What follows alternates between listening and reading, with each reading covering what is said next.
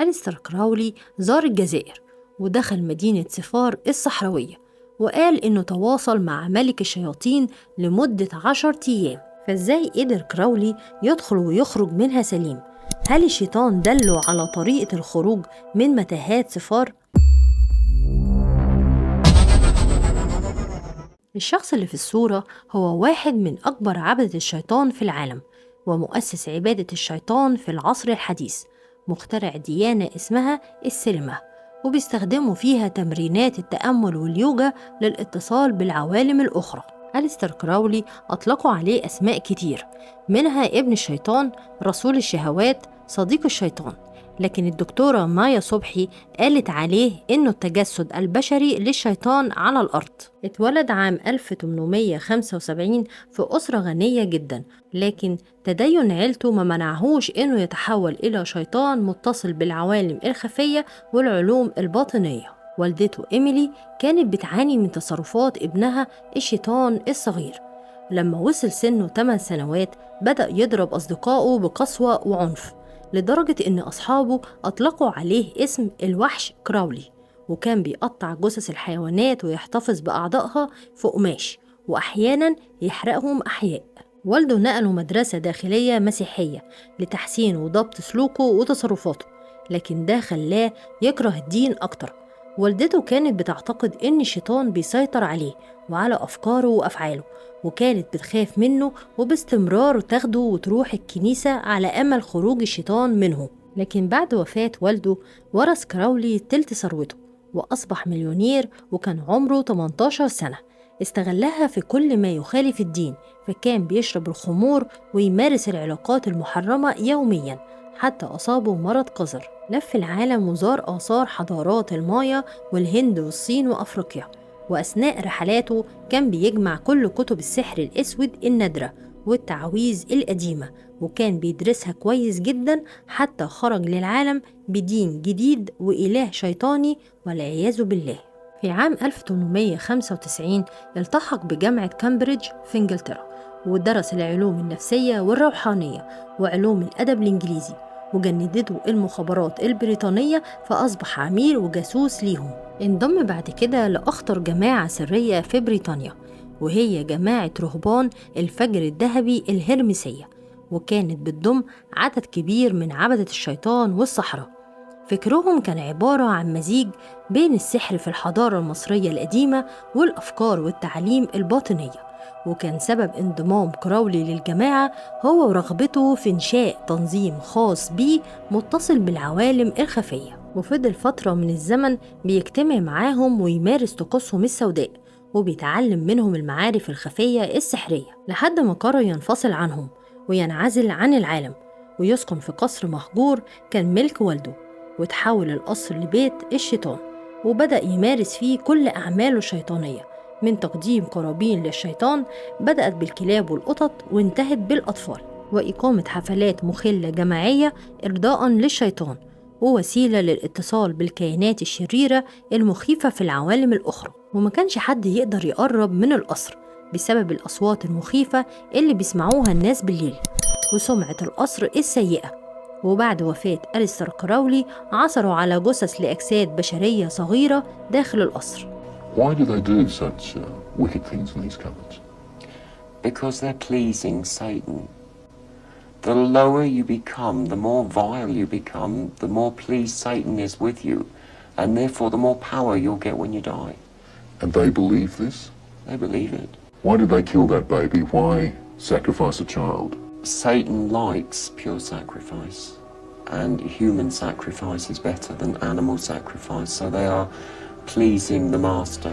I now belong mind, body and soul to Satan. في عام 1904 اتجوز من سيدة اسمها إيديث روز، وراح مصر للاحتفال بشهر العسل، لكنه ما كانش شهر عسل، كان كراولي بينام في المقابر والمعابد المصرية الأثرية القديمة، ويقيم حفلات ماجنة مليئة بالخمور والمخدرات وممارسة المحرمات والفواحش الجماعية، وممارسة طقوس شيطانية لاستدعاء الكيانات الشيطانية من العالم الآخر، وكل ده كان بيتم بحماية من السلطات البريطانية، لأن مصر كانت تحت الاحتلال البريطاني في الوقت ده. لكن كله كوم واللي جاي كوم تاني.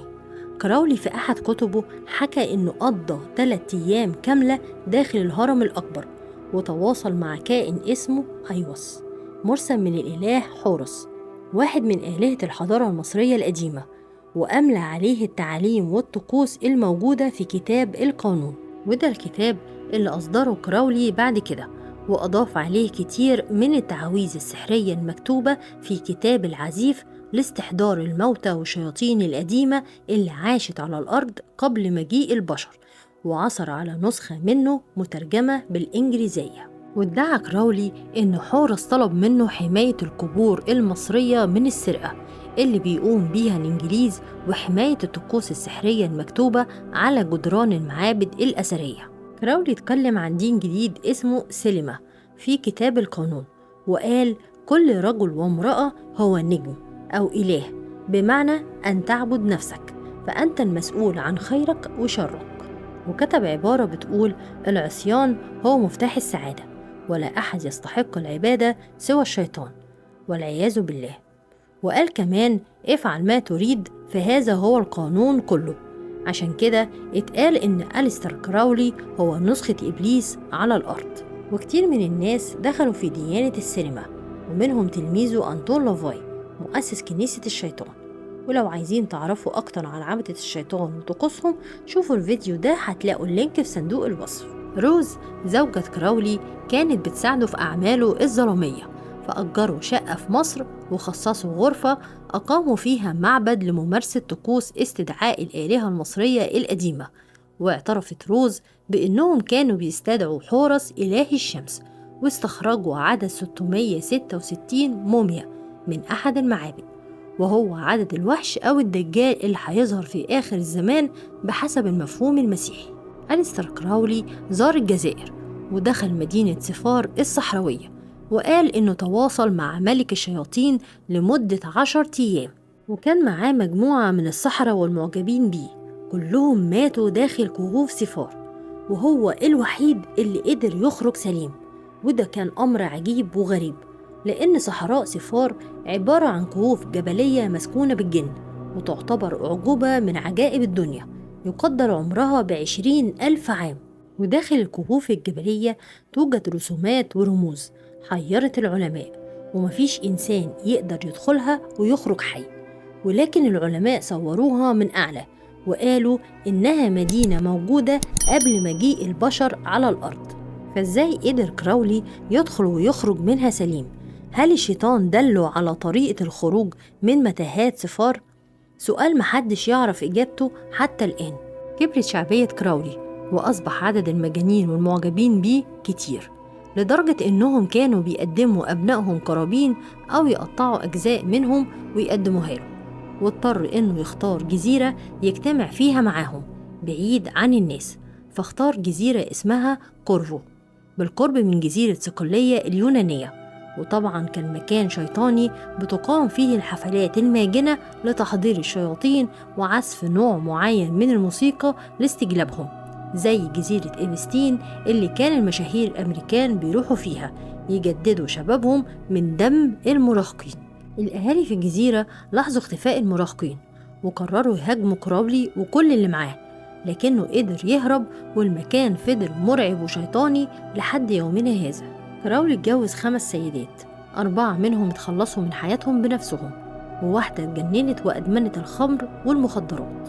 صدر كتب كتير لكراولي، منها كتاب القانون زالو اللي كتبه بوحي من أيوس بتوجيه من حورس في مصر، وكتاب 666، وكتاب The Book of Lies، وكتب تانية كتير. ومعظم الكتب تم منعها أو مصادرتها، وبالتأكيد هيكون الأصل في الفاتيكان.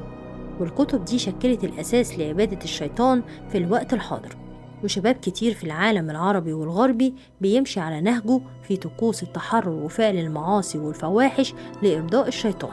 في عام 1944 هلك ومات أليستر كراولي بسبب شرب الخمور والمخدرات والأمراض من ممارسة العلاقات القذرة، ورفضت جميع الكنائس استقباله لإقامة جنازة دفنه لأنه ساحر ولا يسمح بالدخول فيها، واضطر أتباعه حرق جثمانه وهم يصلون ويمجدون الشيطان بتعاويذ مخيفة. لو عجبتكم الحلقة شاركوها مع أصدقائكم، وشرفونا بالاشتراك في القناة والضغط على زر الإعجاب، وشاركونا آرائكم في التعليقات.